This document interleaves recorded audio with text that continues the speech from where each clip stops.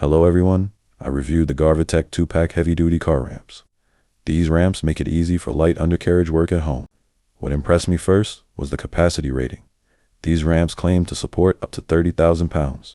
The 6.7-inch height is helpful. It gives enough clearance to slide under my car comfortably, without being excessive or unstable. The low-angle entry design also made driving easier without scraping the bumper, which is a must with low-clearance vehicles. One standout for me: the non-slip surface. The textured ramp surface grips my tires well, even when slightly damp.